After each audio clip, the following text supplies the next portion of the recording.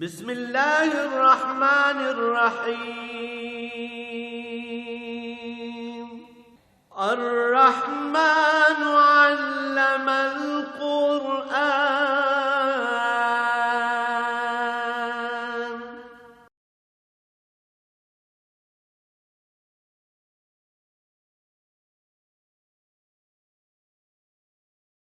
الحمد للہ رب العالمین والصلاة والسلام علی حبیبہ محمد وعلی آلہ وصحبہ اجمعین.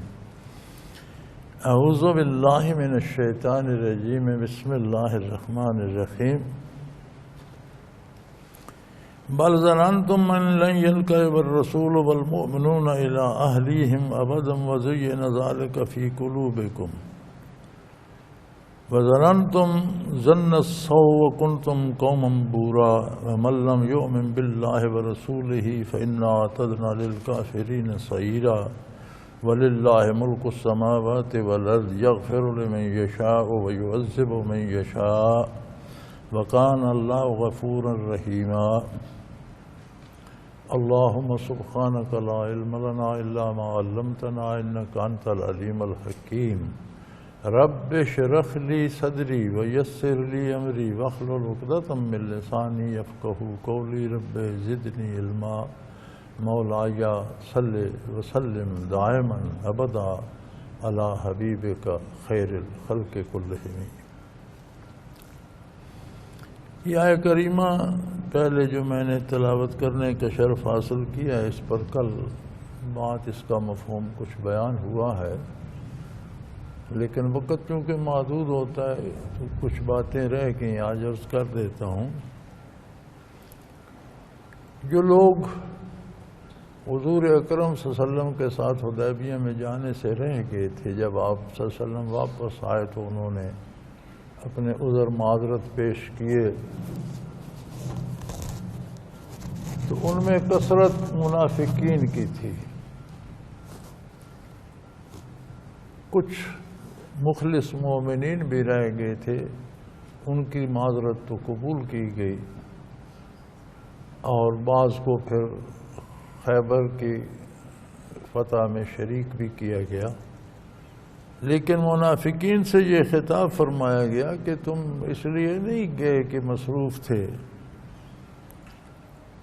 انہوں نے تو یہ عذر پیش کیا تھا، شغلتنا اموالنا واہلنا فاستغفر لنا، ہمیں ہمارے کاروبار نے، مال و دولت نے، مال مویشی نے، روزمرہ کے امور نے مصروف رکھا، بال بچوں میں مصروف تھے، بیٹا بیمار ہو گیا، بیوی کی طبیعت خراب تھی، یہ ہوا وہ ہوا، اور عرض کی کہ آپ ہمارے لیے مغفرت کی دعا فرمائیں. جتنی برکات مخلوق اللہ سے لے سکتی ہے وہ ساری کی ساری اللہ کریم نے عطا فرما دی آقا نامدار صلی اللہ علیہ وآلہ وسلم. کائنات میں کسی نے کوئی حصہ رحمت کا پانا ہے، ساری برکات رحمت کا شعبہ ہے، اور ساری رحمت وما ارسلناک الا رحمت للعالمین، ساری کائنات کے لیے آپ کو رحمت بنا کے دی ساری رحمت. اب کیسے حاصل کی جائے نبی کریم صلی اللہ علیہ وسلم سے؟ دو طریقے، اور دونوں لازمی ہیں. دونوں باتیں ہوں گی تو کچھ حاصل ہوگا. پہلی شرط ہے ایمان، عقیدہ درست ہو اور ٹھوس ہو، غیر متزلزل ہو. دوسری شرط ہے، وہ بھی اسی کا حصہ ہے، عمل. حضور کے حکم کو مانا جائے پورے خلوص سے، اپنی پوری قوت سے، اپنی پوری طاقت سے کوشش کی جائے کہ آپ کا حکم مانا جائے. گناہ ہو جائے، خطا ہو جائے، کوئی بہت بڑا گناہ کر بیٹھے، کوئی کفر و شرک کر بیٹھے، کوئی ظلم و جور کر بیٹھے،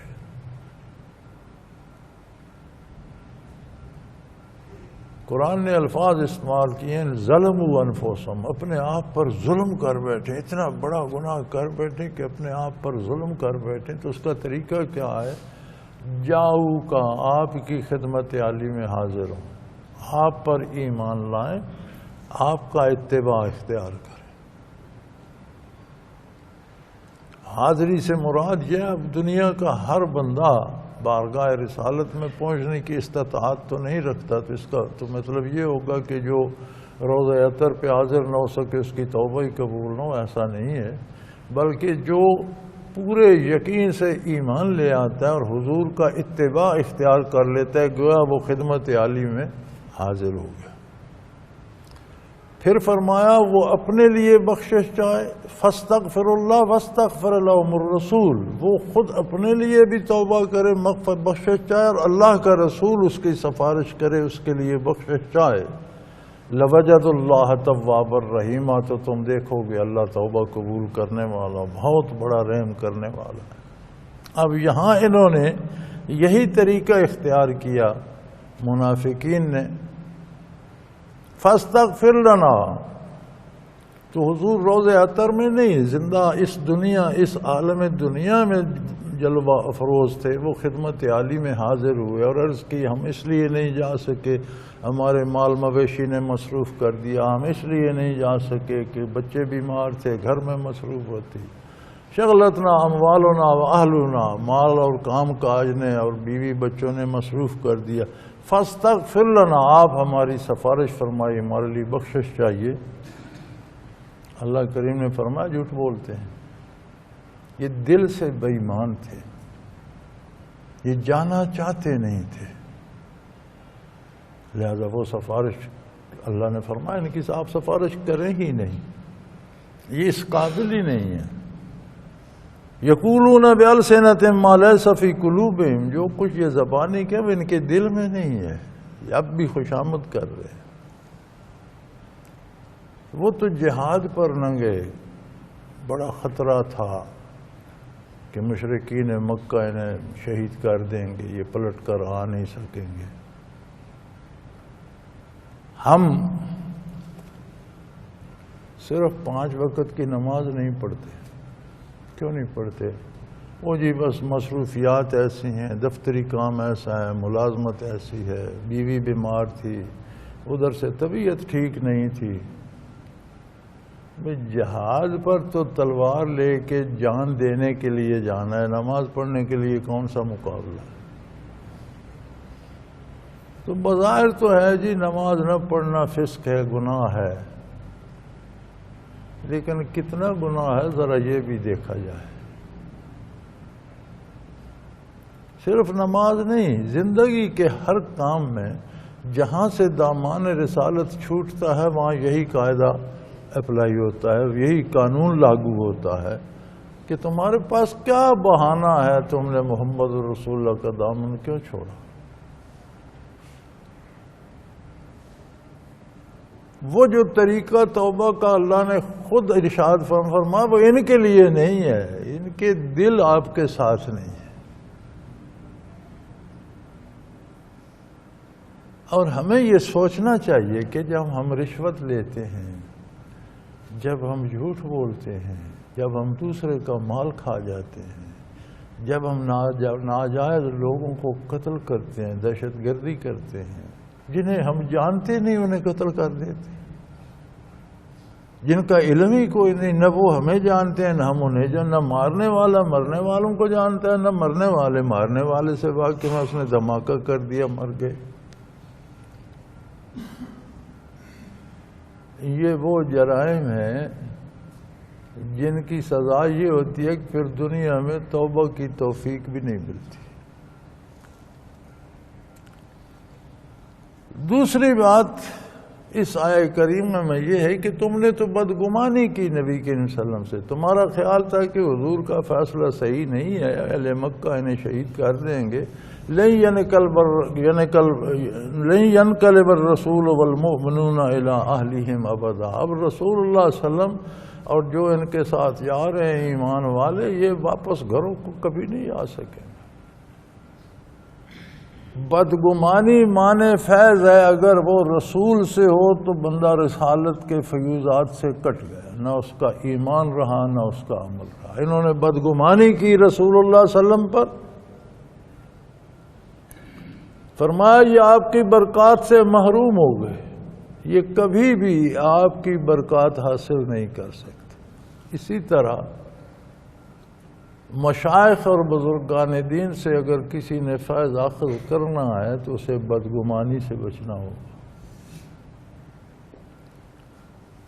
لوگوں کی باتیں سن کر نہیں، ہاں شیخ اگر کوئی کام خلاف شریعت کرتے اور وہ ثابت ہوتا ہے، بعض اوقات بعض چیزوں کو ہم دیکھتے ہیں کہ وہ صحیح نہیں ہے لیکن وہ صحیح ہوتی ہیں، ان کا عذر موجود ہوتا ہے۔ دہلی میں ایک شخص تھا، اس کے پاس ایک کنیز تھی، وہ کنیز بہت نیک اور پارسا تھی، تو اسے کوئی ایسی ضرورت آ پڑی کہ اس نے چاہا کہ اگر یہ کنیز بک جائے تو میری ضرورت پوری ہو جائے گی۔ تو آدمی بھی نیک تھا،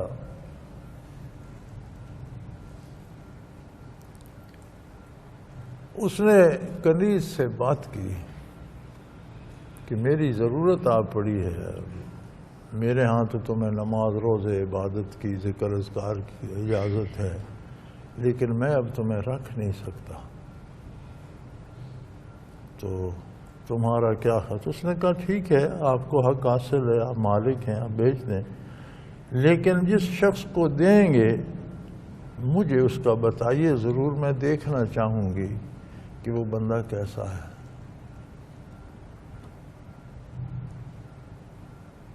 اس نے حضرت نظام الدین اولیاء غالباً اگر میں نام بھول نہیں رہا تو ان کی خدمت میں جا کر عرض کی کہ حضرت میرے پاس ایک کنیز ہے، بڑی نیک ہے، بڑی پارسا ہے اور بڑی عبادت گزار ہے اور بڑی میری بھی خدمت کرتی ہے، لیکن میری ضرورت ہے، میں اسے بیچنا چاہتا ہوں، اور میں نہیں چاہتا کہ وہ کسی ایسے بندے کے پاس جائے جو خود بے عمل ہو، بے دین ہو اور اس کا دین بھی خراب کرے۔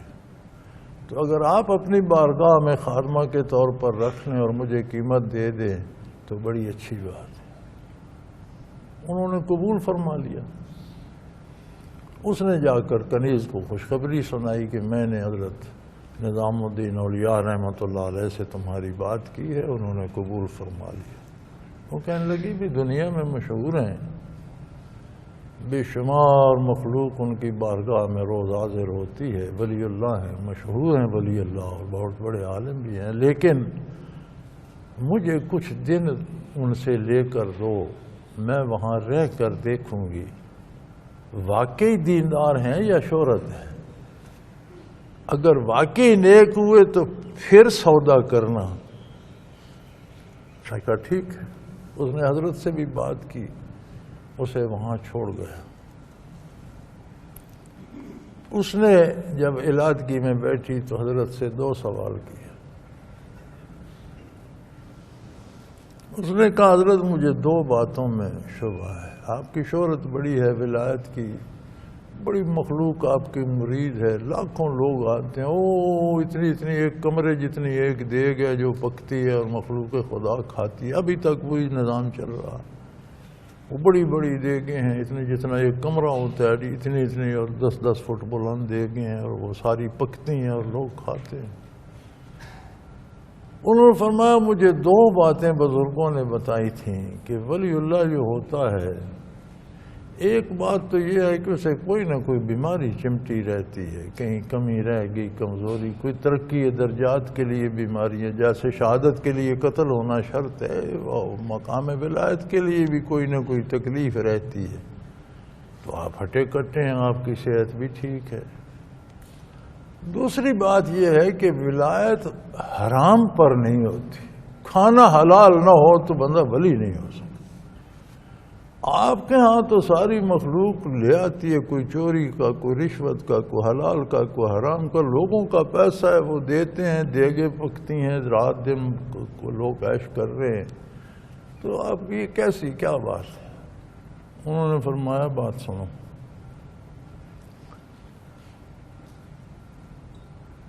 میں دائم المریض ہوں لیکن میں مرض کا اظہار نہیں کرتا۔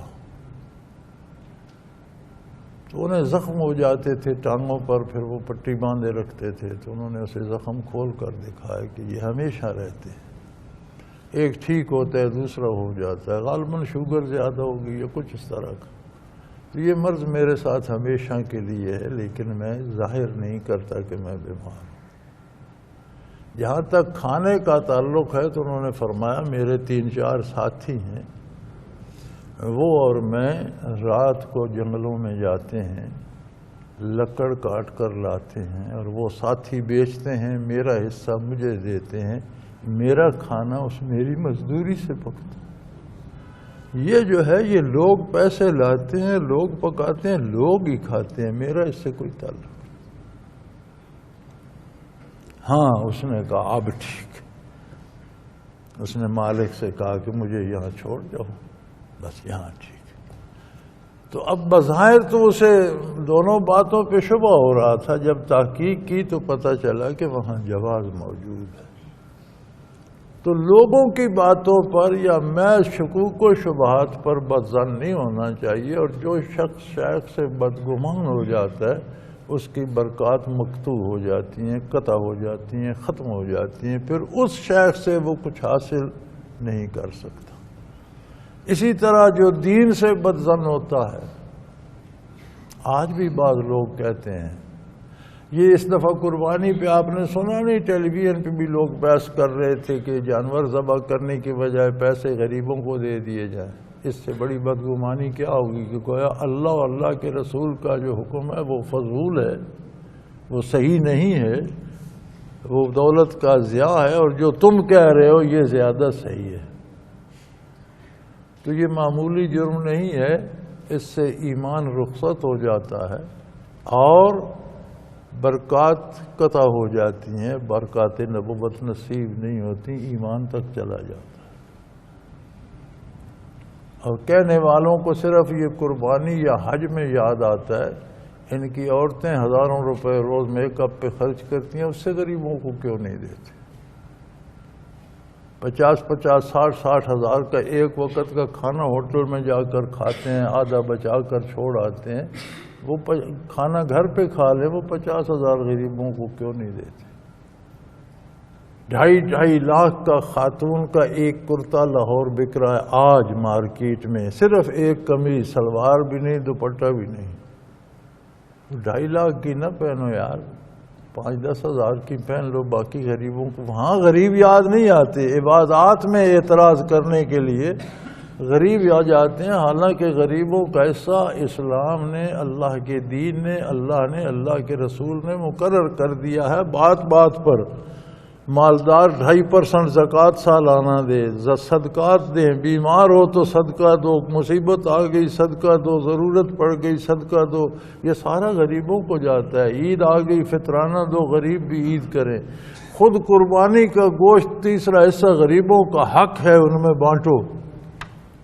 اللہ کے رسول سے تم زیادہ دانا ہو گئے ہو کہ تم احکام نافذ کرنے لگے ہو۔ تو یہ چیزیں بدگمانی میں آتی ہیں، اور بدگمانی برکات کو ختم کر دیتی ہے۔ تو فرمایا زنان تم جنت سو، تم نے برا سوچا، بدگمانی کی، وَكُنْتُمْ قَوْمًا بُورًا، اور تم تباہ ہونے والی قوم تھے۔ بدگمانی تباہ و برباد کر دیتی ہے۔ اور پھر مَن لَّمْ يُؤْمِن بِاللَّهِ وَرَسُولِهِ، جو اللہ و اللہ کے رسول پر ایمان نہیں لاتا۔ ایمان کیا ہے؟ اللہ و اللہ کے رسول کی بات کو مان لینا ایمان ہے۔ حضور نے فرمایا لا الہ الا اللہ، ہم نے مان لیا، ایمان ہو گیا۔ اس بات پہ تو ایمان ہو گیا۔ ہمیں حضور نے کلمہ تعلیم فرمایا محمد الرسول اللہ صلی اللہ علیہ وسلم، ہم نے مان لیا، ایمان ہو گیا۔ حضور نے فرمایا حرام مت کھاؤ، ہم نے کھا لیا، نہ مانا۔ حضور نے فرمایا چوری نہ کرو، ہم کر گئے، حرام ہو گیا، نہ مانا۔ حضور نے فرمایا جھوٹ نہ بولو، ہم نے بول لیا، نہ مانا۔ زندگی کے سارے امور میں یہ امتحان چلا جائے گا، پھر خود تجزیہ کر کے دیکھو کہ میں نے کتنا مانا اور کتنا نہیں مانا۔ یہ بات قیامت کو کہی جائے گی، اعمال نامہ دے کر اقرا کتابک کفا بنفسک الیوم علیک حسیبا، اپنا اعمال نامہ پڑھ لو، تم اپنے خود ہی بہترین جج ہو، تم نے کتنا مانا مجھے اور میرے نبی کو اور کتنا نہیں مانا، خود اندازہ کر۔ اگر تمہارا ماننا زیادہ ہے تو نجات میں ہو، اور اگر انکار زیادہ ہے تو بھگتو۔ تو ہمیں صرف اس بات پہ نازاں نہیں رہنا چاہیے کہ میں کہتا ہوں میں مسلمان ہوں، میرے ماں باپ مسلمان تھے، میرے بیٹے مسلمان تو میں مسلمان ہوں۔ ہمیں اپنا جائزہ لینا چاہیے کہ دن بھر میں کتنی باتیں اللہ کے رسول کی مانتا ہوں اور کتنی نہیں مانتا۔ تو اگر نہ ماننے والی زیادہ ہیں، سود کھا لیتا ہے، رشوت لے لیتا ہے، جہاں سے تنخواہ لیتا ہے وہاں ڈیوٹی پوری نہیں کرتا، جس کی مزدوری کرتا ہے مزدوری میں ڈنڈی مارتا ہے، دیہڑی پوری لے لیتا ہے، یہ سارے حرام کے ذرائع ہیں۔ دوسروں کی عزت لوٹتا ہے یا قتل کا، اس سے بڑا جرم کیا ہوگا؟ اللہ نے فرمایا جس نے ایک بے گناہ کو قتل کیا وہ گویا ساری انسانیت کو اس نے قتل کر دیا، اس نے نسل انسانی کے ایک جز کو کاٹا نا، تو اس کا جرم یہ ہے کہ گویا اس نے ساری انسانیت کو، تو بے دریغ لوگ قتل، تو پھر یہ کہتے ہیں میں مسلمان بھی ہوں، کون سا کیسا اسلام؟ تو فرمایا تم نے برا سوچا، تم تباہ ہو گئے۔ پھر اس بدگمانی کو فرمایا من لم یؤمن، جو اللہ پر ایمان نہیں لاتا، یعنی بدگمانی ایمان کے خلاف ہے۔ ایمان ہو تو بدگمانی نہیں ہوتی، نیک گمان ہوتا ہے۔ اور اللہ کے رسول سے جو ایمان نہیں لاتا ان کے لیے ہم نے بہت بڑا دوزخ بھڑکا رکھا ہے۔ وَأَعْتَدْنَا لِلْكَافِرِينَ سَعِيرًا، ایسے کافروں کے لیے دوزخ تیار ہے۔ وَلِلَّهِ مُلْكُ السَّمَاوَاتِ وَالْأَرْضِ۔ اچھا لوگ یہ بھی اعتراض کر دیتے ہیں کہ بھئی بات تو اتنی سی تھی کہ نماز نہیں پڑھی، اب عذاب اس کا اتنا، یہ بڑی زیادتی ہے۔ تو فرمایا زمینوں آسمانوں کی حکومت میری ہے، تمہاری نہیں۔ تم کون ہوتے ہو فیصلہ کرنے والے؟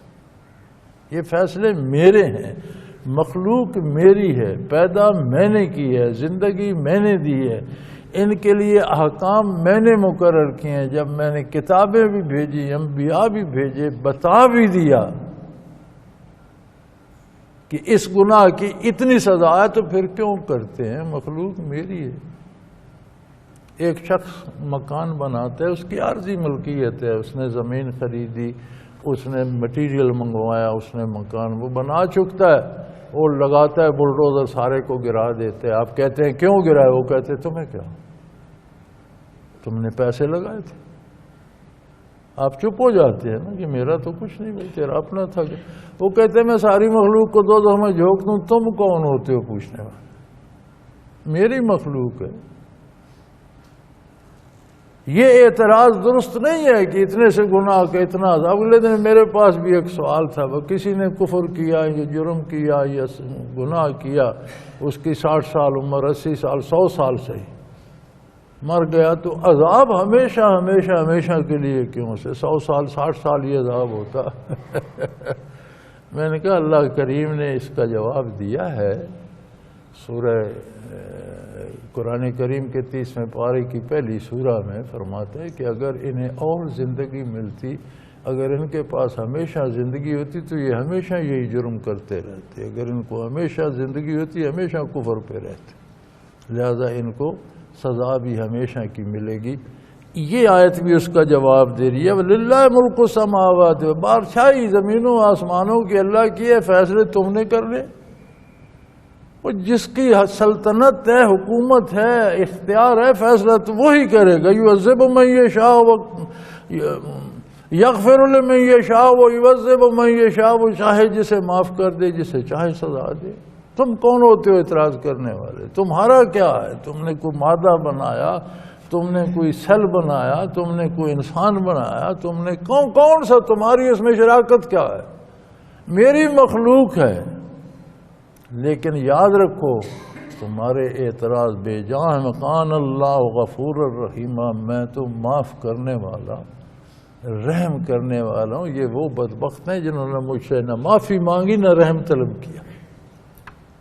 یہ جو عذاب میں جا رہے ہیں انہوں نے جرم تو کیا ہی تھا، کفر کیا، شرک کیا، قتل کیے، چوری کی، ڈاکہ کیا، رشوت کھائی، ظلم تو کیا، اور پھر میرے پاس آ جاتے، معافی تو مانگتے، توبہ تو کرتے، پھر اسی ظلم میں مر گئے، نہ انہوں نے توبہ کی نہ انہوں نے معافی مانگی، میری بارگاہ میں آتے۔ میری رحمت ان کے گناہوں سے بہت وسیع ہے، کوئی گناہ میری رحمت کو عاجز نہیں کر سکتا، یہ مجھ سے بخشا نہیں جاتا، ایسا نہیں ہوتا۔ کان اللہ غفور الرحیم، میری بارگاہ میں آتے، وہ دیکھتے میں معاف کرنے والا ہوں، کتنے ظلم انہوں نے کیے میں نے معاف کر دیا، میں رحم کرنے والا ہوں۔ تو جو میری رحمت کو بھی ٹھکرا دے، میری مغفرت کو بھی ٹھکرا دے، عذاب میں نہیں جائے گا۔ تم اعتراض کرنے والے کون ہوتے ہو؟ سيقول المخلفون إذا انطلقتم إلى مغانم لتأخذوها ذرونا نتبعكم يريدون أن يبدلوا كلام الله قل لن تتبعونا كذلكم قال الله من قبل فسيقولون بل تحسدوننا بل كانوا لا يفقهون إلا قليلا۔ جب حضور حدیبیہ سے واپس آئے تو اللہ نے بشارت دی کہ خیبر کی طرف کوچ کریں، خیبر پر حملہ کریں۔ خیبر ایک بہت بڑا صوبہ تھا، خیبر کوئی چھوٹا سا علاقہ نہیں تھا، ایک صوبہ تھا پورا۔ اس میں کم از کم 20 سے زیادہ، بعض نے 22 لکھے ہیں، بعض نے 24، بعض نے 28 لکھے ہیں، جو مضبوط قلعے تھے، کوئی ایک قلعہ نہیں تھا، 20، 22، 24 قلعے تھے۔ بہت بڑی وادیاں تھیں خوبصورت، ان میں چشمے تھے، بہت بڑی زرعی زمینیں تھیں۔ آج بھی وہ خطہ تو موجود ہے، زمین تو موجود ہے، بڑی کھیتی باڑی ہوتی تھی، بڑے باغ تھے کھجوروں کے، بہت بڑی آمدن ہوتی تھی۔ تو اللہ کریم نے حضور کو خوشخبری دی کہ آپ کے لیے خیبر کی فتح تیار ہے، تشریف لے جائیں۔ حضور نے ارادہ فرما لیا۔ 6 ہجری کے آخر میں حضور تشریف لے گئے تھے حدیبیہ پر۔ محرم 7 ہجری میں جب واپس مدینہ منورہ پہنچے تو محرم 7 ہجری میں تیاری ہو گئی خیبر جانے کی۔ اب جو منافقین رہ گئے تھے انہیں خیال آیا کہ یار یہ تو خیبر تو بڑی مالدار جگہ ہے، بڑی دولت آئے گی، بڑا اسلحہ آئے گا، فتح کی خوشخبری اللہ کے نبی کے پاس ہے۔ پھر انہوں نے حدیبیہ میں دیکھا کہ کفر اور شرک تو ان کا کچھ بگاڑ نہیں سکا، تو تیار ہو گئے جی ہمیں بھی ساتھ لے جائیں۔ اللہ کریم نے اپنے نبی کو بتایا یہ پیچھے رہ جانے والے اب جب انہیں پتہ چلا کہ وہاں بڑی آپ کو غنیمتیں اور مال و دولت میں، تو اب یہ کہیں گے کہ ہمیں بھی ساتھ لے کے چلو۔ سیقول المخلفون اذا انطلقتم الى مغانم لتأخذوها ذرونا نتبعكم۔ جب انہیں یہ خبر پہنچی کہ آپ کے پاس فتح کی خوشخبری ہے، فتح مبین ہے، خیبر بھی فتح ہوگا، مکہ بھی فتح ہوگا، حدیبیہ فتح مبین کا دروازہ ہے، پیش خیمہ ہے، بہت بڑی فتح کا پیش خیمہ ہے، تو اب یہ کہتے ہیں جی ہم بس جی حدیبیہ میں تو ہمیں خیبر میں لے چلو، ہم جانے دے دیں گے، ہمیں آپ ساتھ لے چلو۔ لیکن بات کیا ہے، چاہتے یہ ہیں کہ یہ وہاں فتح ہوگی، ہمیں بھی مال و دولت میں حصہ ملے۔ یہ آپ کے اتباع میں، آپ کی محبت میں نہیں جا رہے، یہ آپ کے جانثار نہیں ہے، آپ کے پھر انہیں دنیا کا لالچ ہے۔ اور جب آپ انہیں اجازت، چونکہ حضور نے فرما دیا کہ خیبر میں صرف وہی جائیں گے جو حدیبیہ میں گئے تھے، یہ ارشاد رسول تھا۔ پھر آپ صلی اللہ علیہ وسلم نے چند صحابہ کو خصوصی طور پر اجازت دی، 5 تھے، 6 تھے، 7 تھے، جو مخلص حدیبیہ جانے سے رہ گئے تھے انہیں حضور نے قبول فرما لیا اور انہیں آپ ساتھ لے گئے، منافقین رہ گئے۔ تو اب یہ کہتے ہیں ضرور نتبعکم یریدون ان یبدلوا کلام اللہ، یہ چاہتے ہیں کہ اللہ کے حکم کو تبدیل کر دیں۔ یہ بڑی عجیب بات ہے اس آیہ کریمہ میں، کیونکہ یہ حکم حضور صلی اللہ علیہ وسلم نے دیا تھا، یہ حدیث تھی کہ خیبر میں وہی جائیں گے جو حدیبیہ میں میرے ساتھ تھے۔ منافقین نے جب کوشش کی ہمیں بھی ساتھ، اللہ کے نے فرمایا یہ میرے حکم کو بدلنا چاہتے ہیں۔ اس کا مطلب ہے کہ حدیث بھی وحی الہی ہے، حکم آپ صلی اللہ علیہ وسلم نے دیا تھا، اللہ نے فرمایا میرا حکم قانون ہے، ما ینطق عن الہوی ان هو الا وحی یوحی، حضور وہی ارشاد فرماتے ہیں جو اللہ کی طرف سے وحی۔ تو وحی دو قسم کی ہے، ایک وحی مطلب ہے جس کی تلاوت ہوتی ہے، جو اللہ کی کتاب منضبط ہو گئی، جسے ہم قرآن مجید کہتے ہیں، کلام حمید کہتے ہیں، قرآن اور الفرقان کہتے ہیں۔ یہ کتاب یہ وحی جلی ہے، ظاہر وحی سامنے، جسے حضور نے بتا دیا یہ وحی الہی ہے، یہ کتاب بن گئی، اس میں اصول و ضوابط مرتب ہو گئے، اسے دیکھنا بھی عبادت، چھونا بھی عبادت، تلاوت کرنا عبادت، سمجھنا اس سے بڑی عبادت، عمل کرنا اس سے بڑی عبادت۔ ایک وحی غیر مطلب ہے، وحی خفی ہے، وہ بھی وحی ہے جو حدیث ہے، وہ ساری اسی قرآن کریم کی تفسیر ہے، حضور کا عمل، حضور کا ارشاد، یا کوئی کام حضور کے سامنے ہوا اور حضور نے منع نہیں فرمایا، پسند فرما لیا، وہ بھی وحی الہی ہے، سنت ہے اور حضور کا حکم ہے۔ تو حدیث کا انکار بھی قرآن کے انکار کے برابر ہے۔ یہ جو لوگ کہتے ہیں نا کہ حدیث کی ضرورت نہیں ہے، ہم خود قرآن سمجھ سکتے ہیں، انہیں یہ سمجھ لینا چاہیے کہ حدیث کا انکار قرآن ہی کا انکار ہے۔ یہاں منافقین حدیث کا انکار کر رہے ہیں، حضور نے فرمایا کہ جو حدیبیہ میں تھے وہی، جب وہ کہتے ہیں نہیں جی ہم بھی جائیں گے، اللہ کریم نے فرمایا یہ چاہتے ہیں میری بات کو بدل دیں، یریدون ان یبدلوا کلام، یہ اللہ کے کلام، حالانکہ اللہ کا کلام وہ حضور کا ارشاد تھا، اللہ نے فرمایا یہ میرا کلام ہے، میرا نبی جو ارشاد فرماتا ہے وہ بات میری ہوتی ہے۔ گویا حدیث بھی وحی الہی ہے، وحی غیر مطلب ہے، اور حدیث کا انکار اتنا ہی کفر ہے جتنا قرآن کا انکار کفر ہے۔ کُلًّا تَتَّبِعُونَا كَذَلِكُمْ قَالَ اللَّهُ مِن قَبْلُ، تم ہمارے ساتھ نہیں آ سکتے، یہی فیصلہ اللہ کا پہلے بھی تھا، یہی اب بھی ہے۔ لیکن فَسَيَقُولُونَ بَلْ تَحْسُدُونَنَا، تو یہ کہیں گے جی آپ مسلمان ہم پر حسد کرتے ہیں کہ کہیں ہم نہ مال غنیمت لے جائیں، یہ سارا خود سمیٹنا چاہتے ہیں، یہ ہم سے بغض کرتے ہیں، ہم پر حسد کرتے ہیں۔ اللہ کے نہیں فرماتا ہے بکنے دو، کہنے دو، ان کی بات کی کوئی اہمیت نہیں۔ بل کانوا لا یفقہون الا قلیلا، ان کی عقلیں ماری گئی ہیں، ان کی سمجھ میں بات آتی نہیں، بہت کم بات سمجھتے ہیں، ان کے پلے بات ہی نہیں پڑتی۔ جب کہہ دیا اللہ کا حکم ہے تو پھر کسی پر اعتراض کرنے کی کیا ضرورت ہے؟ آج بھی لوگ کہتے ہیں نا او یار یہ مولویوں نے مصیبت ڈالی ہوئی ہے، اس طرح روزہ رکھو اور یہ نماز پڑھو، اتنی بڑی بات تو نہیں۔ یہ کیا ہے؟ وہی منافقت ہے، جہالت ہے۔ اللہ کا حکم ہے، کوئی بندہ اللہ کا حکم آپ کو بتاتا ہے تو اس کا احسان مانے کہ اس نے اللہ کے رسول کی بات آپ کہتے ہیں فضول انہوں نے روڑا بنا دیا۔ یہ آج بھی بات عام ہے اور اسی کے نتیجے بھی بھگت رہے ہیں۔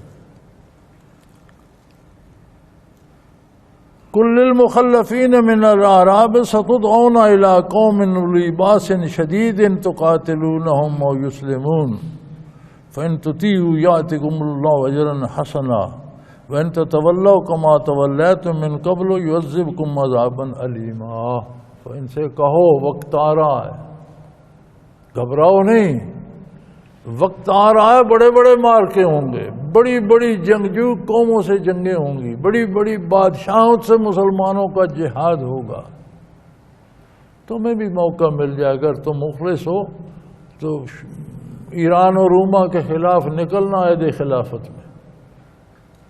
جنگیں ہوں گی، مقابلہ ہوگا، دنیا کفر اسلام کو مٹانے کے لیے امڑ آئے گی، مسلمان اسلام کا دفاع کر کے کفر کے حصار کو توڑیں گے، ان سلطنتوں کو فتح کریں گے، وہاں دین کا چرچا ہوگا، اسلام کا جھنڈا لہرائیں گے۔ اگر تم مخلص ہو تو ان جہادوں میں حصہ لینا۔ یہ خیبر پر جانے سے پہلے یہ آیتیں نازل ہو رہی ہیں، اور وہ خبر دے رہی ہیں ان جہادوں کو جو خلافت راشدہ میں ہوئی۔ ابو بکر صدیق کی اس جنگ کی جو مسیلمہ کذاب سے ہوئی، ابو بکر صدیق کی اس جنگ کی جو منکرین زکوٰۃ سے ہوئی، فاروق اعظم کے رحمت رضی اللہ تعالی عنہ کی ان جنگوں کی جن میں 26 لاکھ مربع میل علاقہ فتح ہوا، ایران کے شہنشاہ کو شکست ہوئی، روم کے قیصر کو شکست ہوئی، افریقہ تک اسلامی ممالک اور بر صغیر تک، ہندوستان تک، افغانستان تک، چین تک، اسپانیہ تک سلطنت اسلامی کی سرحدیں جا پہنچی۔ فرمایا گھبراؤ نہیں، جنگیں آ رہی ہیں، بڑی بڑی جنگیں ہوں گی۔ اگر تم توبہ کر چکے ہو، تم میں خلوص ہے، تو پھر وہاں اپنے جوہر دکھانا، وہاں بھی شہادتیں ملیں گی، وہاں بھی غنیمتیں بھی ملیں گی۔ جو بچ جائے گا وہ غازی ہوگا، جو شہید ہو جائے گا وہ شہید ہوگا، جو غازی ہوگا غنیمت بھی لائے گا۔ شہید کو اللہ کی رحمت اور جنتیں ملیں گی، پھر دیکھا جائے گا۔ اگر تم توبہ کر لو اور وہاں شامل ہو جاؤ تو بڑی اچھی بات ہے۔ بڑی شدید جنگجو قومیں ہوں گی، الا قوم اولی باس شدید، بہت جنگجو قومیں ہوں گی۔ تو قاتلونہم، مسلمان ان سے قتال کریں گے، جنگیں ہوں گی۔ او یسلمون، یا وہ مارے جائیں گے یا کلمہ پڑھیں گے، مسلمان تیسری بات نہیں مانیں گے۔ یا مسلمان ہو جائیں گے یا مسلمانوں کے ماتحت باج گزار ہو جائیں گے۔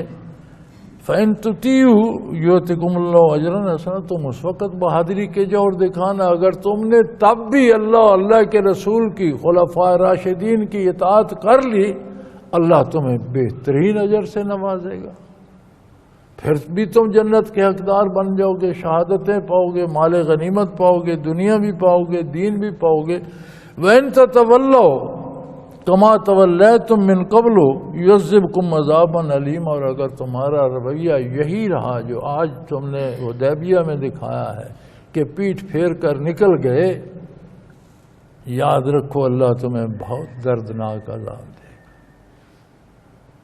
اگر تم نے پھر وہی دکھایا، جی فرصت نہیں ملی، جی وقت ہی نہیں ملتا، جی کاروبار اتنا ہے، بچے بیوی بچوں کا گھر میں اتنی مصروفیات ہیں، فرمایا پھر میرے پاس ہی آنا ہے، میں نپٹ لوں گا۔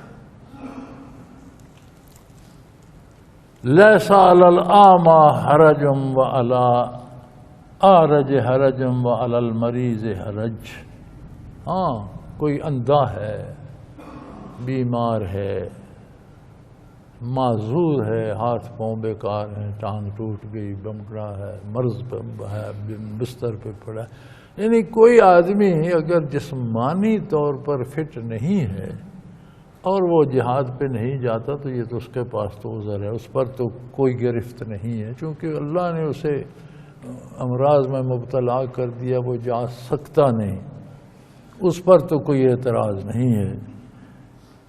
لیکن دوسرا جو نہیں جاتا، اب بیمار ایک شخص تہجد پڑھتا ہے، ایک شخص 5 نمازیں پڑھتا ہے، روزانہ تلاوت کرتا ہے، حلال رزق کماتا ہے، اللہ اور اللہ کے رسول کی اطاعت، وہ بیمار ہو گیا، اب اٹھ نہیں سکتا، تیمم کرتا ہے، وضو نہیں کر سکتا، پوری نماز نہیں پڑھ سکتا، تیمم کر کے فرض پڑھ لیتا ہے،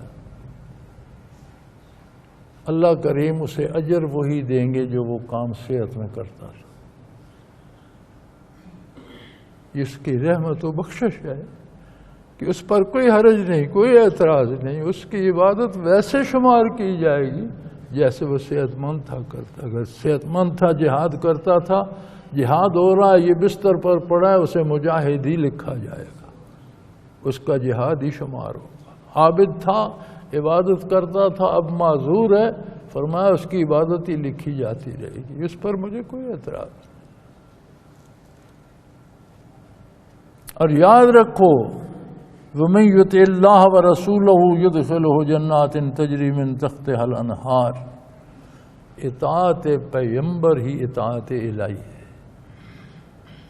اور جو اللہ کے رسول کی اطاعت کرے گا اسی کے لیے تو میں نے جنتیں بنائی ہیں، انہیں سجایا ہے، ان میں نہریں جاری کی ہیں، ان میں پھل لگائے ہیں، ان میں محلات سنوارے ہیں، بہترین لباس بنائے ہیں، بے شمار خادم پیدا کیے ہیں۔ یہ کس لیے ہے؟ یہ ان کے لیے ہے جو میرے نبی کی اطاعت کرتے ہیں، جو مجھ پر یقین رکھتے ہیں، ایمان رکھتے ہیں، میرے نبی پر ایمان رکھتے ہیں اور میرے نبی کا اتباع کرتے ہیں۔ وَمَن يَتَوَلَّ يُعَذِّبْهُ عَذَابًا أَلِيمًا، اور جو میرے نبی کے اتباع سے منہ پھیرے گا، مَن يَتَوَلَّ، تولا ہوتا ہے رخ پھیر لینا، پرواہ نہ کرنا، بات نہ ماننا۔ جو نہیں مانے گا یعذبہ عذابا علیما، اسے میں بڑے دردناک عذاب دوں گا۔ اب وہ کیسے عذاب ہوں گے جنہیں رب العالمین دردناک کہہ رہا ہے؟ عذاب تو ویسے عذاب ہے،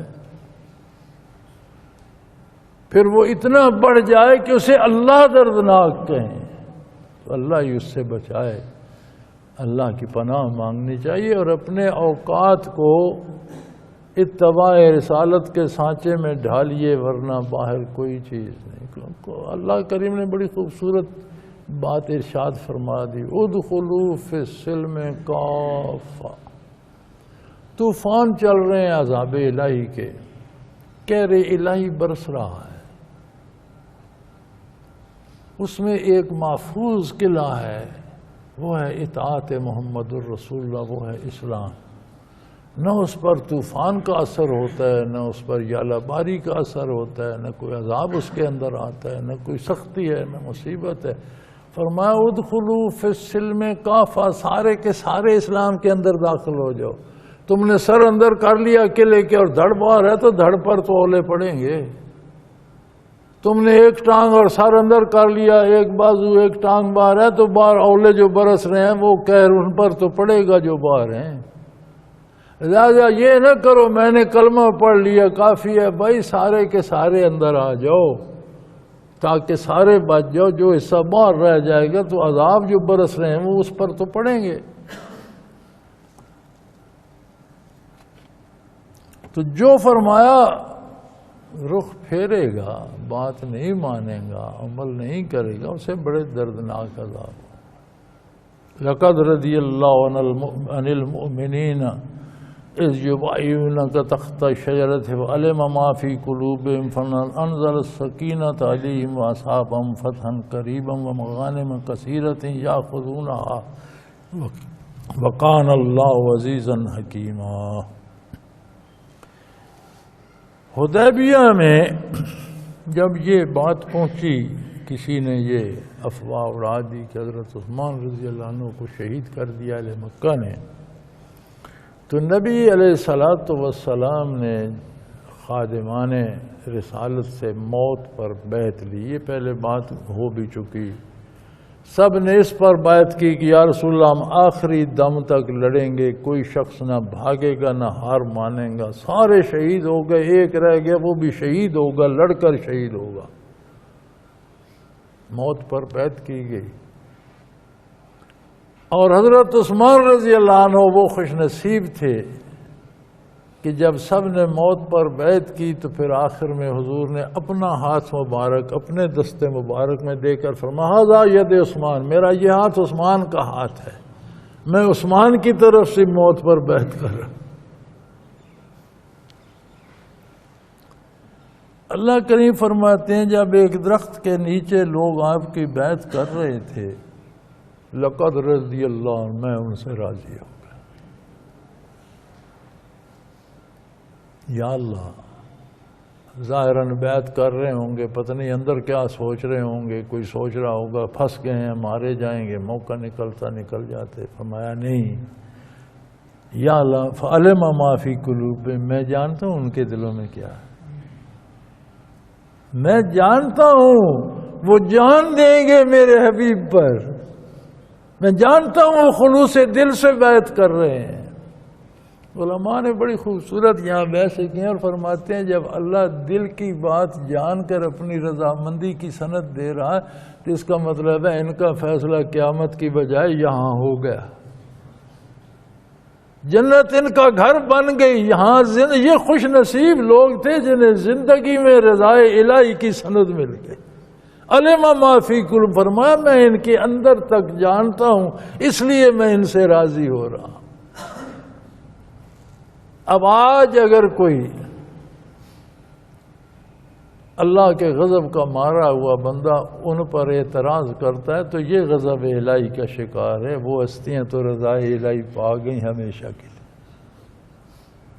اور یہ صرف گمراہ فرقوں نے نہیں کیا، بعض علماء نے اہل سنت ہونے کا دعویٰ کرتے ہوئے صحابہ پر اعتراض کیے ہیں، حضرت عثمان کا فلاں فیصلہ غلط تھا، حضرت فاروق اعظم رضی اللہ عنہ کا فلاں فیصلہ مناسب نہیں تھا۔ یہ سب بے دینی ہے اور ایسے سارے لوگ بے دین ہیں، یہ ظلم ہے، یہ زیادتی ہے۔ تو اللہ کریم کہتا ہے میں نے ان سب کو ہمیشہ کے لیے ان پر میں راضی ہو گیا۔ یا اللہ اندر کی فرمایا میں اندر کی بات تم سے زیادہ جانتا ہوں، میں نے ان کے دلوں کو بھی چھان کر دیکھ لیا ہے۔ یہ بیعت کر رہے ہیں محمد الرسول اللہ سے۔ بیعت کیا ہوتی ہے؟ یہاں بات بات پر ہوتا ہے جی میں فلانی جگہ فلاں پیر سے بیعت ہوں۔ کیا بیعت ہو؟ خاک بیعت ہو؟ بیعت ہوتی کیا ہے؟ بیعت ہوتی ہے اپنے آپ کو بیچ دینا۔ لفظ بیع سے ہے نا، بیعت بیع ہوتا ہے بیچنا، شراء ہوتا ہے خریدنا، بیع و شراء کہتے ہیں، خرید و فروخت۔ آپ نے بیچا، قیمت کیا لی؟ میں ایک چیز بیچتا ہوں، میرے پاس ایک چیز ہے میں بیچتا ہوں، اگلا مجھے قیمت نہیں دیتا، وہ بیع ہو جائے گی؟ چیز تو اس نے لے لی، میرے پاس غلہ تھا 10 من، کسی کو چاہیے تھا، میں نے کہا یہ بھاؤ ہے، ٹھیک ہے منظور ہے، وہ غلہ لے کے کھا گیا، قیمت نہیں دی، تو وہ بیع تو حرام ہوگی نا، بیع تو ہوئی نہیں۔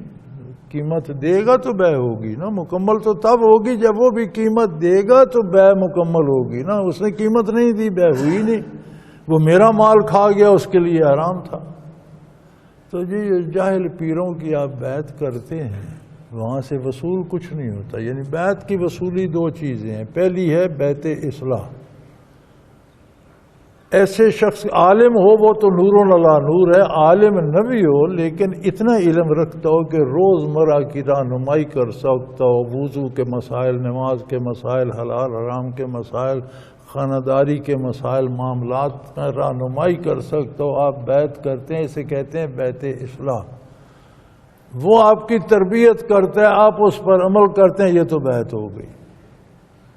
آپ نے بیعت کر لی، نہ پیر صاحب نے ساری زندگی کچھ آپ کو دیا، نہ آپ نے کچھ لیا، الٹا آپ جرمانہ، بیعت کرنے کا جرمانہ دیتے رہے، ہر سال ہر مہینے شرینیاں دیتے رہے، بیعت بھی کیا، پھر قیمت بھی آپ چکاتے رہے، تو یہ تو بیع ہی حرام ہے، یہ تو بیعت منعقد ہی نہیں ہوتی، یہ تو آپ نے خواہ مخواہ اپنے آپ کو نتھی کیا ہوا، یہ بیعت منعقد نہیں ہوتی۔ جس بیعت کی آگے سے کچھ وصولی نہ ہو، قیمت ہی نہ ملے، تو وہ تو شرعاً تو منعقد نہیں ہوتی۔ آپ بنائے رکھیں میں فلاں جگہ بیعت ہوں جی، کیا ہوتا ہے وہاں جاتے ہیں جی، پیسے دے آتے ہیں، باسی روٹی کھا کے آ جاتے ہیں، لنگر کھا لیا آگے۔ بھئی لنگر کھانے کے لیے تو بیعت تو تھی اصلاح کے لیے، عقیدے کی اصلاح ہوتی، عمل کی اصلاح، اگر یہ نہیں ہے تو بیعت منعقد ہی نہیں ہوتی۔ تو آپ تو خواہ مخواہ آپ نے اپنے آپ کو باندھا ہوا ہے، آپ کے پاؤں میں کوئی رسی نہیں ہے، آپ کی گردن میں کوئی رسی، یہ بیعت ہے ہی نہیں۔ ہاں آپ کسی سے بیعت ہوتے ہیں، وہ پیر صاحب آپ کو عقیدے کی تربیت کرتے ہیں، عمل کی تربیت دیتے ہیں، تو یہ بیعت اصلاح ہے۔ بیعت اصلاح الگ ہے، لیکن اگر اس سے کوئی بڑا عالم دیندار زیادہ نیک بندہ مل جاتا ہے تو اس کی عزت اپنی جگہ رہے گی، لیکن وہ بات آپ کو اس بات کی پابند نہیں کرتی کہ اس عظیم انسان سے فائدہ نہ اٹھاؤ، اس سے بھی اٹھاؤ گے۔ ایک آدمی، ہم نے پرائمری بھی پڑھی، جب ہم سکول میں گئے داخل ہوئے تو اس وقت نورپور مڈل سکول تھا اور انگریزی نہیں تھا، اردو مڈل سکول تھا، اور ہمارے گاؤں میں برانچ تھی، یعنی پہلی اور دوسری 2 جماعتیں پڑھاتے تھے، تو ہم نے پہلی اور دوسری وہاں اپنے گاؤں کے استاد سے پڑھی۔ اب ہم ساری زندگی یہی رہتی کہ بھئی یہی استاد ہے، اب اس سے 2 جماعتیں پڑھ لی ہیں، جانا تھا نہ آگے پڑھنا تھا، اور استاد تھے اور سکول تھے، مڈل نورپور کیا، پھر ہائی سکول جانا پڑا، ہائی سکول سے نکلے تو کالج جانا پڑا، تو ہم اسی پہ بیٹھے رہتے۔ بھئی آپ نے اصلاح کی، بیعت کی، اس بندے نے آپ کی اصلاح کی، الحمدللہ، اب اس سے زیادہ بہتر کوئی ملتا ہے تو آگے بیعت کریں، اس کی عزت اپنی جگہ، جس نے پہلی پڑھائی تھی، دوسری پڑھائی تھی، اس کا احترام آج بھی میرے دل میں اپنی جگہ ہے، لیکن مجھے تو آگے بھی پڑھنا ہے۔ جس نے پرائمری پڑھائی وہ بھی استاد ہے، اس کا احسان ہے، لیکن مڈل میں بھی جانا تھا۔ جنہوں نے مڈل پڑھایا ان کا احسان اپنی جگہ، لیکن ہائی سکول میں بھی جانا تھا، کالج بھی جانا تھا۔ تو میرے بھائی یہی بیعت کا معاملہ ہے، آپ نے کسی عام آدمی سے اصلاح کی بیعت کیا، کوئی بڑا عالم مل گیا ہے، وہ زیادہ بتا سکتا ہے، تو آپ اس سے بھی بیعت کر لو، اس سے زیادہ فائدہ حاصل کرو، اس کی عزت اپنی جگہ۔ یہ تو ہو گئی بیعت۔ اور اگر آپ کو مل کچھ نہیں رہا نا، کوئی عالم بھی ہے وہ آپ کی اصلاح نہیں کر رہا، اور کوئی جاہل ہے تو وہ تو ہے ہی جاہل، تو پھر آپ کی بیعت ہوئی ہی نہیں، آپ کو قیمت نہیں مل رہی تو بیعت کس بات کی؟ آپ نے اپنا آپ بیچا، اگلے نے قیمت دی ہی نہیں، تو وہ بیعت شرعاً منعقد ہی نہیں ہوتی۔ اور بہت سی بیعت کے طریقے ہیں، مثلا حکومت کے لیے جو سربراہ بنتا ہے، اس زمانے میں بیعت کرتے تھے، بہت عرصہ تک بیعت چلتی رہی، بلکہ 19ویں صدی عیسوی تک چلتی رہی۔ یہ تو جب خلافت عثمانی ختم ہوئی تو بیعت کا تصور تقریباً 1920 میں خلافت اسلامیہ جنگ عظیم دوم کے بعد ختم کی گئی مسلمانوں کی، اور بیعت کا تصور ختم ہو گیا۔ ورنہ خلافت عثمانیہ میں تو جس ملک میں کوئی سربراہ بنتا تھا وہ پھر خلیفہ سے رابطہ کرتا تھا، اور بین الاقوامی مرکز تھی خلافت عثمانیہ۔ وہ تو چلی گئی، اب نئی صورت آ گئی جی، آپ پرچی دیتے ہیں۔ یہ پرچی کیا ہے؟ یہ آپ کی گواہی ہے کہ یہ بندہ جس کام کے لیے منتخب ہو رہا ہے اس کی اہلیت رکھتا ہے، اس کا علم رکھتا ہے، اور دیانتدار بھی ہے اور باعمل بھی ہے۔ آپ تو ووٹ دیتے ہیں نا دھڑوں پر اور پارٹیوں پر، میں بلہ پارٹی ہوں اور میں ڈنڈا پارٹی ہوں اور میں بیل پارٹی ہوں اور میں کتاب پارٹی ہوں، نہیں۔ عند اللہ قیامت کو پوچھا جائے گا کہ دیانتداری سے ووٹ دیا تھا، جسے ووٹ دیا تھا وہ اس قابل تھا، وہ دیانتدار تھا، وہ امانت دار تھا، جس کام کے لیے ووٹ دیا اس کی اہلیت رکھتا تھا؟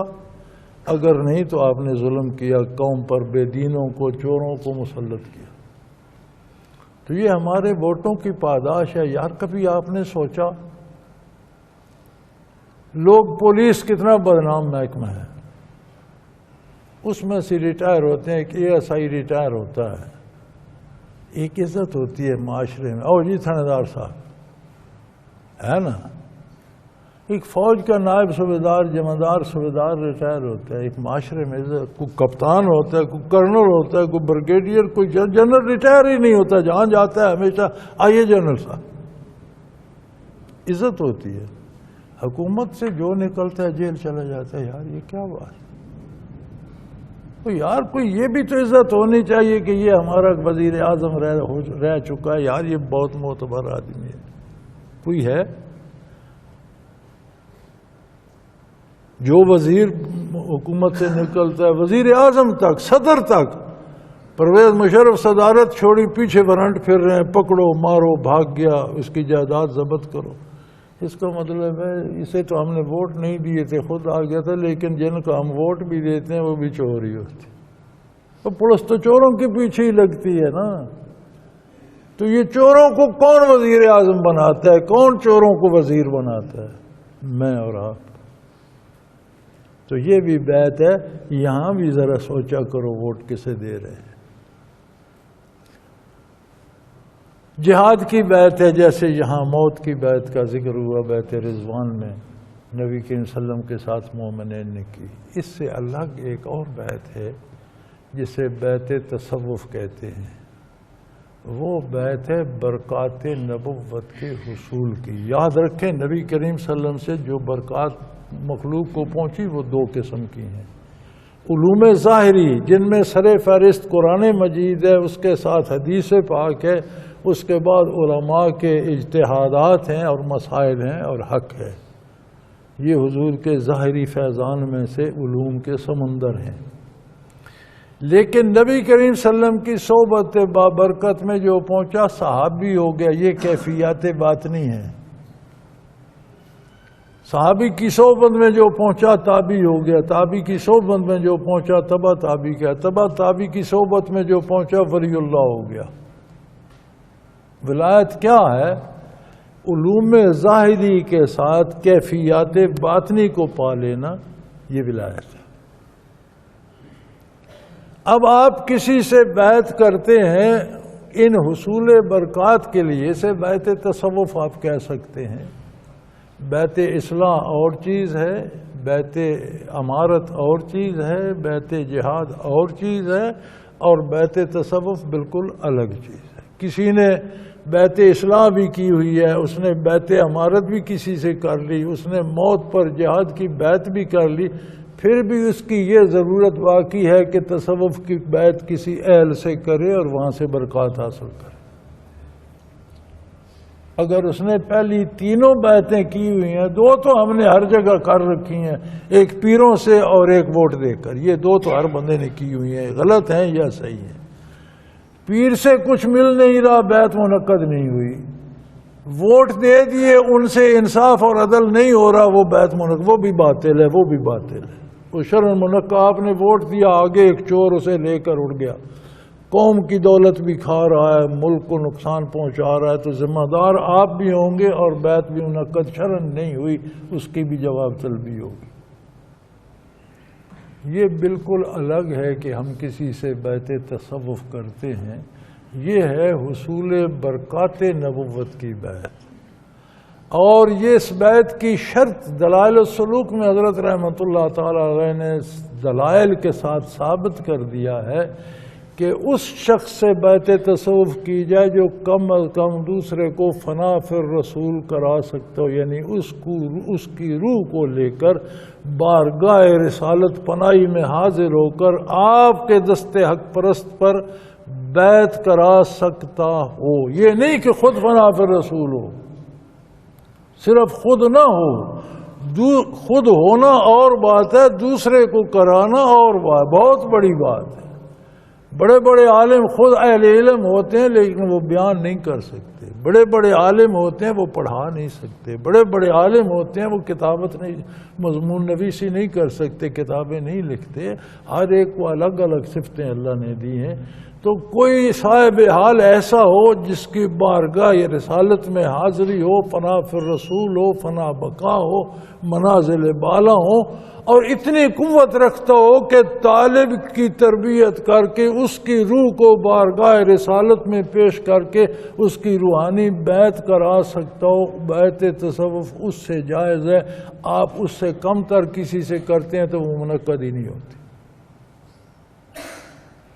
کوئی بھی بیعت، یہ جتنی بیعتیں ہیں ان میں سے کوئی بھی بیعت جب نااہل سے کی جاتی ہے وہ منعقد نہیں ہوتی۔ اس کی شرط یہ ہے جس سے بیعت کرو، جس کام کے لیے کیا وہ اس کا اہل ہو۔ اب بیعت کے لیے سنت یہ ہے کہ ہاتھ میں ہاتھ دیا جائے۔ بیعت رضوان میں جس طرح صحابہ کرام نے بیعت میں ہاتھ دیا، اس طرح یہ سنت ہے۔ لیکن اگر کوئی ظاہری بیعت نہیں کر سکتا، ہاتھ میں ہاتھ نہیں دے سکتا، لیکن دل سے عقیدت اختیار کر لیتا ہے، تربیت حاصل کرتا ہے، اتباع کرتا ہے، تو اسے بھی وہی فائدہ ہوگا۔ حقیقت بیعت یہ ہے کہ آپ دل سے مطمئن ہوں، آپ کا دل شیخ کے ساتھ ہو اور آپ برکات حاصل کریں، تو یہ حقیقت بیعت ہے۔ ہاتھ پہ ہاتھ دے کر بیعت ہونا یہ ظاہر صورت بیعت ہے۔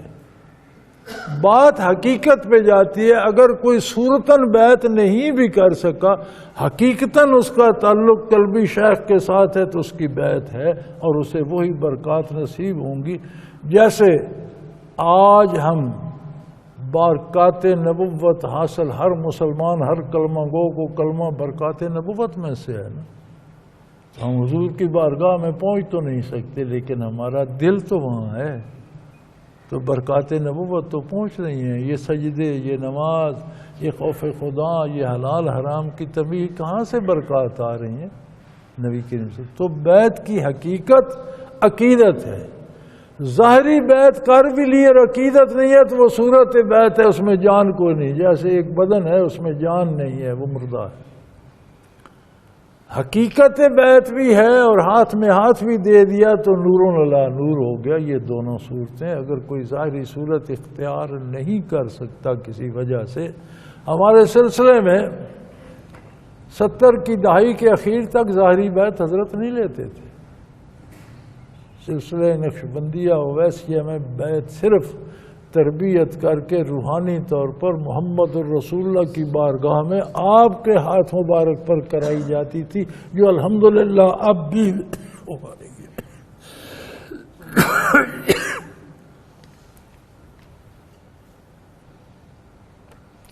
میں 1959 کی دہائی کے اخیر سے حضرت کی خدمت میں ہوں اور 70 کی دہائی کے اخیر تک کوئی ظاہری بیعت میری بھی نہیں تھی. 70 کی دہائی کے اخیر میں حضرت نے ظاہری بیعت لینی شروع کی اور اس لیے کی مشائخ کا حکم تھا اور فرمایا لوگ جاہلوں سے جا کر بیعت ہو جاتے ہیں، ایمان بھی ضائع کرتے ہیں، پیسہ بھی ضائع کرتے ہیں، عزتیں بھی لٹواتے ہیں، گمراہ ہوتے ہیں. آپ ظاہری بیعت بھی لیا کریں کہ لوگوں کی عادت ہے کہیں نہ کہیں بیعت ہونے کی، انہیں گمراہوں سے بچایا جائے. تو ہم نے بھی پھر 78-79 میں ظاہری بیعت کی. اس سے مدتوں پہلے فنا فی رسول میں بیعت رسالت نصیب ہو چکی تھی الحمدللہ. تو یہ صورتیں مختلف بیعت کی ہیں. اور پھر وہ مبارک کیا درخت ہوگا جس کا ذکر قرآن نے کیا. یہ ایک کیکر یا جسے ببول کہتے ہیں، خاردار درخت ہوتا ہے کیکر کا، جس کا سایہ تھا. اس کے نیچے نبی کریم صلی اللہ علیہ وسلم نے صحابہ کرام سے بیعت لی، جسے بیعت رضوان یعنی رضائے الہی کا سبب جو بن گیا، جس پر اللہ کی رضا مرتب ہوئی. اچھا عجیب بات ہے، دین اسلام رسومات سے پاک ہے.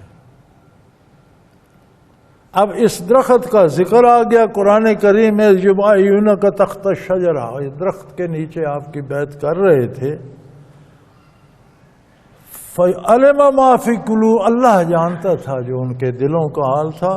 فَأَنزَلَ السَّكِينَةَ عَلَيْهِمْ، اللہ نے ان پر تسلی نازل فرمائی. آسمان سے سکینہ، تسکین، سکون اپنی بارگاہ سے ان پر اصابہم فتحا قریبا، اور انہیں عنقریب بے شمار فتوحات کی خوشخبریاں سنائی. مغانم کثیرۃ یاخذوہا، بے شمار مال غنیمت ملے گا. وکان اللہ عزیزا حکیم، یقیناً اللہ غالب اور حکمت والے. یہ اس کی حکمت کا تقاضا تھا کہ اس دن بھی فتح مکہ کرا سکتا تھا. کفار اس دن بھی ہار سکتے تھے، وہ کفر پر تھے، وہ ناحق پر تھے، وہ ظلم پر تھے. ادھر اللہ کے محبوب رحمت للعالمین تھے، صحابہ کبار تھے جنہیں رضوان الہی حاصل تھا. فتح انہی کی، لیکن اس کی حکمت، اس نے فتح مکہ کو مؤخر کر دیا. قبائل میں اسلام پھیلا، روئے زمین کے حکمرانوں کو حضور نے نامہ مبارک بھیجے. خیبر فتح ہوا اور پھر 8 ہجری میں 2 سال بعد ہی مشرکین مکہ نے عہد توڑا، مکہ فتح ہو گیا، حضور نے قبضہ کر لیا. فتح مکہ مکمل ہو گئی. پھر فرمایا اس کے بعد جنگیں ہوں گی. جو خلافت راشدہ میں جب ایران کی سلطنت گری تھی اور مسلمانوں نے مدائن پر فتح پائی تھی، تو جو مال غنیمت آیا تھا نا، مدینہ منورہ کی گلیوں میں سونے چاندی کے ڈھیر لگ گئے تھے. جو بیت المال میں 5واں حصہ دے کر باقی صحابہ میں تقسیم ہوا تو صحابہ کرام بہت امیر ہو گئے تھے. ہمیں تو یہی بتایا جاتا ہے نا، حضرت علی کرم اللہ وجہہ سوکھی روٹی کھاتے تھے. حضرت علی رضی اللہ عنہ کو بھی اور حضرت فاروق اعظم، عثمان غنی، سب کو اتنا حصہ ملا تھا کہ سارے سے، بلکہ حضرت ابو ہریرہ حضور علیہ السلام کے زمانے میں اتنے مفلس تھے کہ فاقوں سے بے ہوش ہو جاتے تھے. تو فرماتے تھے ایک دفعہ میں فاقہ فاقہ فاقہ تو میں بے ہوش ہو کر گر گیا. تو عرب میں ایک رواج تھا، علاج تھا، جو بے ہوش ہو جاتا اس کی رگ یہاں سے دباتے پاؤں رکھ کر تو اسے ہوش آ جاتا. تو فرمایا میں تو فاقے سے بے ہوش تھا، جو آتا میری گردن پہ پاؤں رکھتا. تو حضور کو پتہ، انہوں نے فرمایا خدا کے بندو وہ بے ہوشی نہیں ہے، یہ بھوک سے بے ہوش ہے، اسے اٹھا کر میرے پاس لے آؤ. تو مجھے ہوش آ گئی، حضور کی خدمت میں پہنچا تو آپ نے فرمایا ٹھہرو. اتنی دیر میں دودھ کا پیالہ کوئی لے آیا، بھرا ہوا سا لبالب. حضور نے، ابو ہریرہ فرماتے ہیں حضور نے ابو ہریرہ لے لو، جتنے لوگ مجلس میں سب کو دودھ پلاؤ. تو میں دل میں سوچ رہا تھا کہ یا رسول اللہ فاقے سے میں بے ہوش ہو رہا ہوں، دودھ دوسرے پی جائیں گے. میں نے ایک کو دیا، ساری مجلس کو میں وہ دیتا، سب سیر ہو کر پیتے رہے. آخر میں دیکھا تو پیالہ ویسا ہی بھرا ہوا. حضور نے فرمایا اب خود پیو. میں نے بڑا پیٹ بھر کے دودھ پیا. جب یہ مال غنیمت آیا تو کسریٰ اور قیصر کے محلوں کے جو قالین تھے ان کا حصہ ابو ہریرہ رضی اللہ عنہ کو بھی ملا. فرماتے ہیں میں مکان کے اندر چلتا تھا تو ٹخنوں تک میرے پاؤں قالین میں دھس جاتے تھے. تو فرماتے تھے بخ بخ ابو ہریرہ، تو وہی ہے جو فاقوں سے بے ہوش ہو جایا کرتا تھا. ان قالینوں پر فخر نہ کرنا ہے، اپنے آپ کو بھول نہ جانا. یوں دولت گلیوں میں سیدنا فاروق اعظم روتے تھے، کہتے تھے کہیں ایسا نہ ہو اللہ نے ہمارا سارا اجر اس دولت کی شکل میں دے دیا ہو. کسی نے پوچھا حضرت ان فتوحات اور ان دولت کے انبار تو آپ کو خوش ہونا چاہیے. فرماتے تھے جہاں یہ دولت جاتی ہے ساتھ فتنے لے جاتی ہے، میں اس لیے روتا ہوں کہ ہمارے پاس کیوں آ گئی. اور پھر وہ ہوا فتنوں کا دور شروع ہو گیا حضرت فاروق اعظم کے بعد، اور حضرت عثمان رضی اللہ عنہ کو انہیں فتنوں میں شہید کیا گیا، حضرت علی کو شہید کیا گیا. تو حضرت فاروق اعظم رویا کرتے تھے کہ اتنی دولت. عرض کیا کہ آپ کو تو خوش. فرمایا میں خوش ہوں، روتا اس لیے ہوں کہ جہاں دولت جاتی ہے وہاں فتنے لے جاتی ہے، ان سے بچنا آسان نہیں ہوتا. تو یہ صورتیں ظاہری بیت کی تھیں، یہ عظمت صحابہ ہے. رہی بات اس کیکر کی تو لوگوں نے بعد میں جا کر وہاں نفل پڑھنا شروع کر دیے. یہ ہمارے ہاں بھی ہے نا بنا ہوا ہے جی، یہاں وہاں فلاں بزرگ نے چلہ کاٹا تھا، فلاں بزرگ یہاں سے گزر رہا تھا تو وہ بیٹھا تھا. یہ سب بدعت ہے، سب خرافات، سب ناجائز. وہاں جا کر لوگوں نے نفل پڑھنے ایک کیکر کے نیچے حدیبیہ میں شروع کر دیا. عہد فاروق کی تھا. حضرت سعید بن المسیب رضی اللہ تعالی عنہ رحمۃ اللہ تعالی علیہ صحابی کے بیٹے تھے، اور ان کے والد خود بیعت رضوان میں شریک تھے. وہ فرماتے ہیں میرے والد کہتے تھے کہ میں دوبارہ جب مکہ مکرمہ جاتے ہوئے حدیبیہ سے گزرا تو میں نے جس نے خود بیعت کی تھی میں تلاش کرتا رہا، مجھے وہ درخت نہیں ملا. سمجھ نہیں آ رہی تھی کون سا. تو ویسے ہی کئی درخت کھڑے تھے. تو لوگوں نے ایک مقرر کر کے نفل میں سیدنا فاروق اعظم نے وہ جڑوں سے نکلوا کے پھینکوا دیا کہ یہ کیا طریقہ ہے؟ کیا نبی کریم نے حکم دیا ہے یہاں نفل پڑھو؟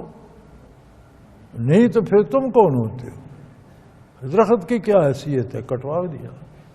وہ تو اللہ کے بندے تھے، انہوں نے تو طواف کرتے ہوئے حجر اسود کے پاس رک گئے اور کہنے لگے میں جانتا ہوں تو ایک پتھر ہے، تجھے بوسے دیتا ہوں کہ تجھے محمد الرسول نے بوسے دیے تھے. مجھے تجھ سے امیدیں نہیں ہیں، امید تو اللہ سے ہے. مجھے غلامی کرنی ہے محمد الرسول کی. آپ نے فرمایا یہاں حضور نے نفل پڑھے تھے، حکم دیا تھا یہاں نفل پڑھو. نہیں تو اسے کاٹو، جڑ سے نکال کر پھینک. یہاں تو چپے چپے پر سجدگاہیں بن گئی ہیں. تو یہ ساری بدعات و خرافات ہیں. دین وہی ہے جو حضور اکرم صلی اللہ علیہ وسلم سے ہم تک پہنچا. اللہ کریم صحیح دین سمجھنے، سیکھنے، عمل کرنے کی توفیق عطا فرمائے. وآخر دعوانا ان الحمدللہ رب العالمین. اللہ اللہ اللہ اللہ اللہ اللہ اللہ اللہ. حضرت امیر محمد اکرم آوان مد ذلہ العالی دارالعرفان منارہ ضلع چکوال میں سالہ سال سے قرآن و حدیث کے اوپر خطابات کر رہے ہیں اور سلسلہ نقشبندیہ اویسیہ کے مطابق لوگوں کو ذکر الہی کی تربیت دے رہے ہیں۔ وہ قرآن پاک کی تفسیر ترتیب وار بیان کر رہے ہیں۔ تفسیر قرآن کو وہ موجودہ ملکی اور بین الاقوامی حالات کے مطابق بیان کرتے ہیں۔ موٹر وے سے کلر کہار کے انٹرچینج سے نکلتے ہوئے کلر کہار کی جھیل سے ہوتے ہوئے میانی، بوچھال اور نورپور سے گزرتے ہوئے دارالعرفان منارہ پہنچ سکتے ہیں۔ حضرت امیر محمد اکرم آوان نے بچیوں اور بچوں کی دینی اور دنیاوی تعلیم کے لیے سقارہ اکیڈمی کے نام سے ایک درسگاہ بھی قائم کی ہے، جس کا افتتاح ملک پاکستان کے صدر جنرل محمد ضیاء الحق نے اپنے دست مبارک سے کیا تھا۔ وہ تمام احباب جو اسلام کی طلب رکھتے ہیں ان سے گزارش ہے کہ دارالعرفان منارہ ضلع چکوال میں امیر محمد اکرم آوان صاحب کے خطابات سے مستفید ہوں۔ وہ ہر جمعے کو نماز سے پہلے بیان فرماتے ہیں۔ ہر ماہ کی پہلی اتوار کو ماہانہ اجتماع ہوتا ہے جس میں آپ خصوصی خطاب فرماتے ہیں اور پاکستان کے چاروں صوبوں سے احباب اس اجتماع میں شرکت کرتے ہیں۔ اس کے علاوہ یہاں سال میں 2 مرکزی اجتماعات بھی ہوتے ہیں، ایک رمضان المبارک میں اعتکاف کا اجتماع اور دوسرا جولائی اور اگست میں 40 دن کا اجتماع ہوتا ہے جس میں روحانی تربیت کی جاتی ہے۔ اپنا خون سیماب دے کر اتنا ہم کر جائیں گے، نام آقا کا چمن میں پھر رقم کر جائیں گے۔